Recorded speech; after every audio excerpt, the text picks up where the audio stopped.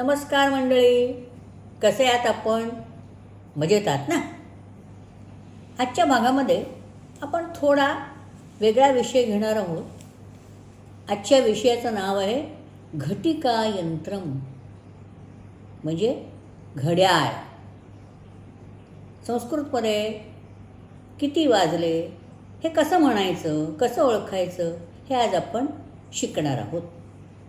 पूर्वी म्हणजे जेव्हा संस्कृत ही बोलीभाषा होती तेव्हा घड्याळ होतं का नाही आपल्याला कल्पना नाही, पण तेव्हा प्रहर वगैरे क्षण अशा पद्धतीने कालगणना केली जात होती. आता आज आपण आपलं जे घड्याळ असतं त्याच्यामध्ये कसे वाजले, किती वाजले, कसं सांगायचं संस्कृतमध्ये ते बघूया. आता मी 5 हा आकडा घेतलेला आहे. पहिल्यांदा घड्याळात 5 वाजलेले आहेत तर आपण त्याला म्हणणार पंचवादनम. पंच आणि वादन म्हणजे वाजणं, 5 वाजलेले आहे.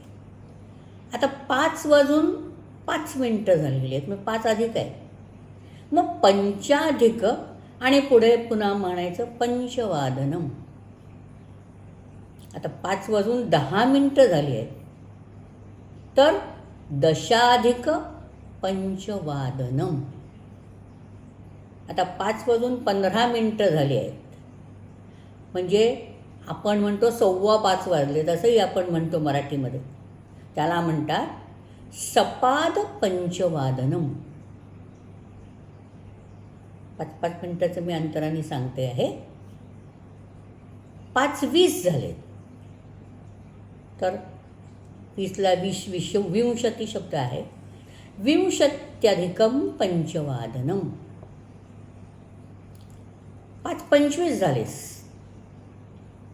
तर पंचविंशत्याधिकम पंचवादनम. आता 5:30 झाले म्हणजे आपण ज्याला मराठीमध्ये म्हणतो की 5:30 वाजले, त्याला म्हणतात सार्ध पंचवादनम. म्हणजे अर्ध झालेलं, 5 वाजून आणखीन अर्धा तास झालेला आहे असा त्याचा अर्थ आहे. आता 5:35 झाले, आता 30 पाहिजेत आपल्याला, मग आणि 5 म्हणजे पंच त्रिंशतधिकम पंचवादनम. 5:35. 5:40 जेव्हा घड्याळात झालेले असतात तेव्हा म्हणतो आपण चत्वारिंशदधिकम पंचवादनम. आता 5:45 झाले म्हणजे मराठीमध्ये आपण दुसऱ्या पद्धतीने म्हणतो की 5:45 झालेले आहेत, व त्याला म्हणतात पादोन.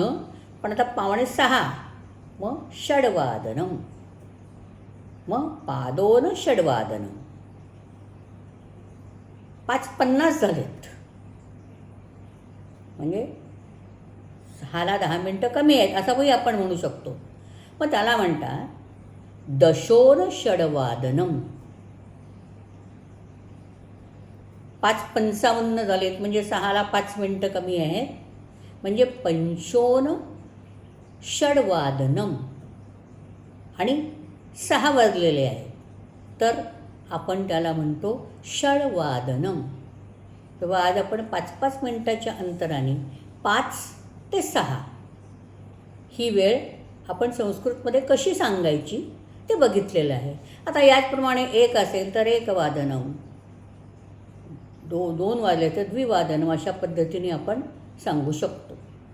आज आपण इथेच थांबूया. थोडं